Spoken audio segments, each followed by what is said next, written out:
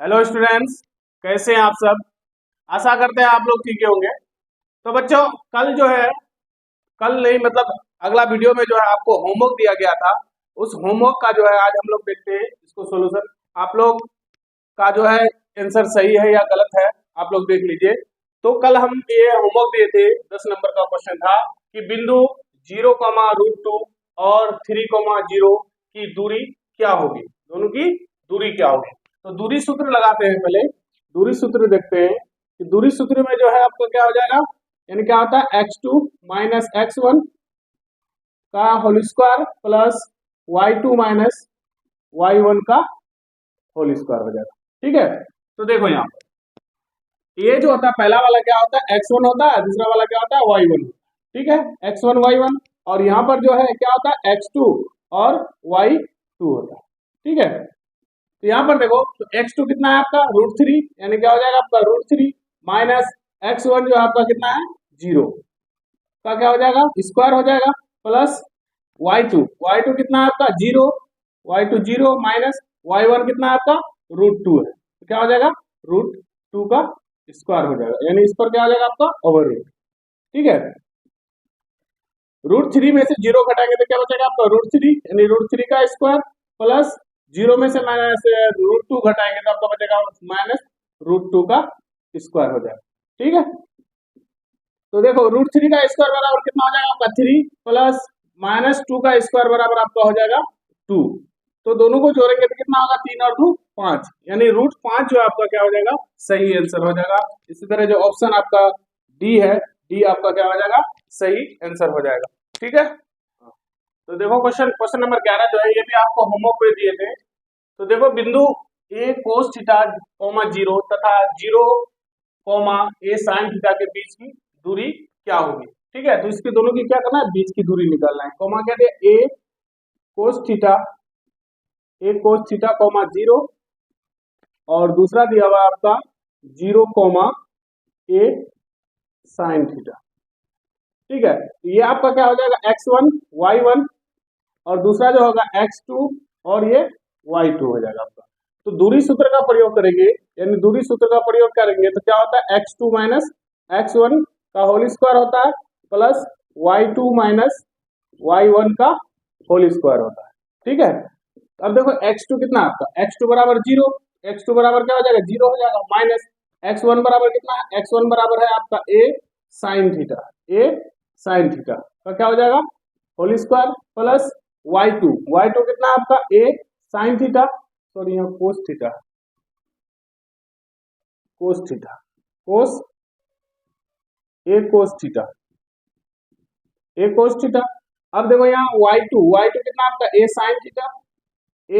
sin theta और minus y जो है y कितना आपका y1 0, यानी 0 का क्या हो जाएगा आपका होल स्क्वायर हो जाएगा, इस पर क्या है ओवर।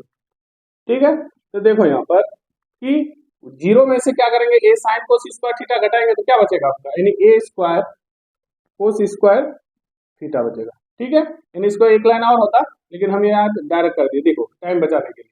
0 में से इतना को घटाएंगे कितना बचेगा a sin a cos theta बचेगा, a cos थीटा का क्या होल स्क्वायर, तो a स्क्वायर और cos स्क्वायर थीटा हो जाएगा, प्लस यहाँ भी देखो यहाँ भी 0 घटाएंगे तो क्या बचेगा a sin का होल स्क्वायर हो जाएगा, यानी a square sin square theta हो जाएगा। ठीक है, अब देखो दोनों में अगर जो है देखते हैं कि a जो है दोनों में कॉमन है, तो a स्क्वायर क्या लेंगे दोनों में कॉमन ले लेंगे, तो क्या बचेगा आपका cos square theta plus sin square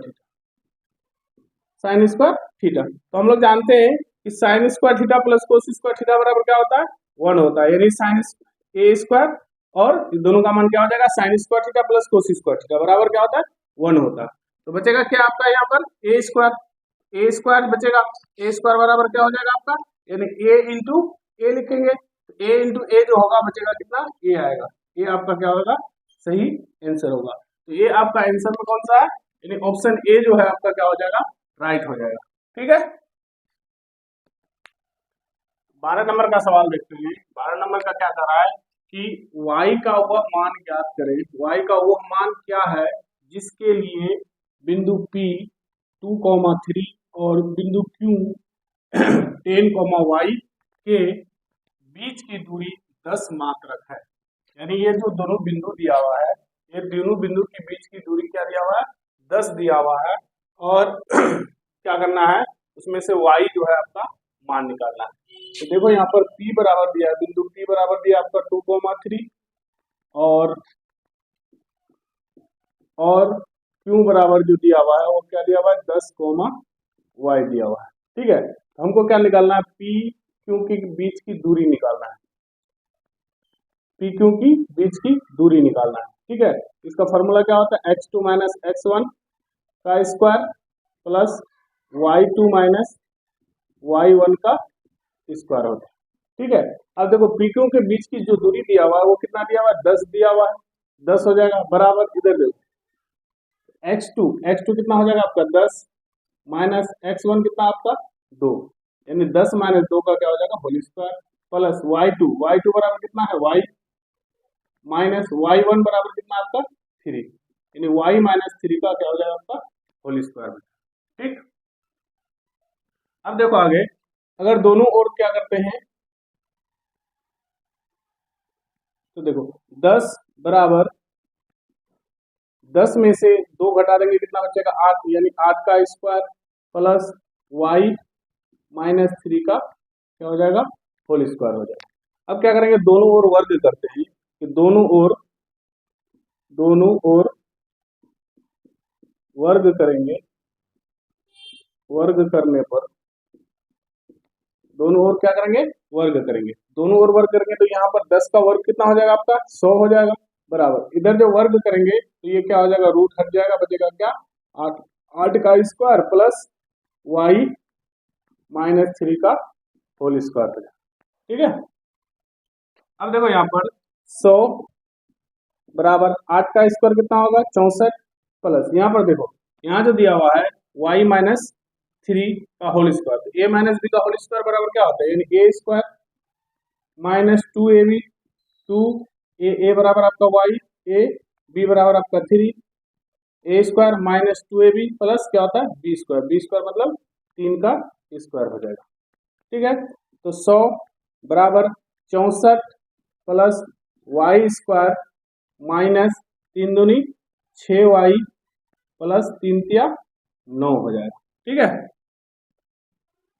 अब देखो यहाँ पर 100 बराबर 64 और 9 को जोड़ेंगे तो कितना होगा 73, 64 9 73 plus y square minus 6y। ठीक है, यहाँ पर क्या करते हैं, 100 को जो है इसको इस पर लाते हैं, इसको उस पर ले जाते हैं। ठीक है, यानी सबसे पहले लिखेंगे y स्क्वायर माइनस 6y बराबर 100 माइनस 73, 100 माइनस 73 हो जाएगा, यानी ये 100 जो है आपका उस पर चले जाएगा, रुको ये तो 73 ये माइनस 73 हो जाएगा। ठीक है, तो अब बचेगा क्या, y स्क्वायर माइनस 6y, अब 100 में से इतना घटाएंगे कितना बचेगा बराबर 27 बचेगा, 27 को इस पार लेके आ जाओ, यानी y square minus 6y minus क्या हो जाएगा 27 बराबर कितना हो जाएगा आपका 0 हो जाएगा। अब क्या करना है, इसका फैक्टर करना है। ठीक है, इसका क्या करना है, फैक्टर करना है, इधर कर देते हैं, तो यहाँ पर देखो यानी y 27 को करेंगे तो 9 तिया 27, यानी 9 में से क्या करेंगे 3 को घटा देंगे आपका 6 बच जाएगा, यानी इसका जो है फैक्टर जो होगा y square minus 9y plus 3y minus 27 हो जाएगा। ठीक है, देखो 3 तिया 9, यानी 9 तिया क्या हो जाएगा आपका 27 हो जाएगा, और 9 में से क्या करेंगे 3 को घटाएंगे तो आपका कितना माइनस 6 बच जाएगा। अभी देखो ये दोनों में कॉमन क्या आ रहा है, यानी दोनों में कॉमन y है, y कॉमन लेंगे तो क्या हो जाएगा y माइनस 9 बचेगा आपका, प्लस यहाँ क्या करेंगे 3 कॉमन लेंगे तो यहाँ भी क्या बचेगा y माइनस 9 तिया 27, 9 बच जाएगा। ठीक है, अब देखो y प्लस 3 एक हो जाएगा, दूसरा आपका क्या हो जाएगा y माइनस 9 हो जाएगा। ठीक है, देखो ये बराबर 0 में है, अब देखो इसका जो एक वैल्यू निकालेंगे, यानी y प्लस 3 बराबर आपका क्या हो जाएगा 0, तो y बराबर क्या होगा आपका y बराबर माइनस 3 हो जाएगा। ठीक, दूसरा जो है y -9 बराबर 0, तो क्या हो जाएगा y बराबर 9 हो जाएगा। ठीक है, तो y का मान कितना निकला आपका, यानी y जो है आपका आ गया, y जो आया क्या आया, -3, -9 कहाँ पर है, -3,9 देखो, -3 यानी -3 यहाँ आ गया, और ये 9 जो है प्लस में आ गया, यानी इसका आंसर जो आपका डी सही हो जाएगा। ठीक है, डी जो है आपका क्या हो जाएगा, सही आंसर।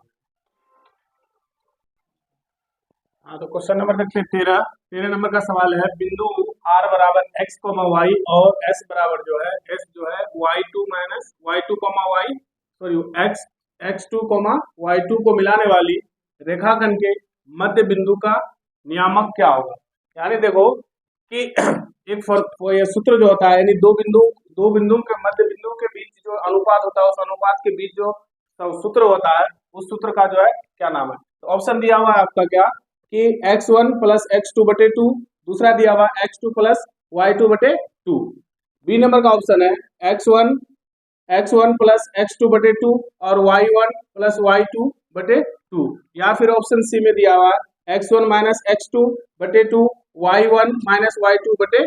तो देखो इसका जो सही जो मध्य बिंदु का जो नियामक होता है, यदि दो बिंदुओं के बीच का जो अनुपात होता है, उसके जो मध्य बिंदु का जो नियामक होता है, वो होता है क्या कि x1 plus x2/2, y1 plus y2/2 होता है। तो इसका सही जवाब जो होगा आपका बी हो जाएगा। ठीक है।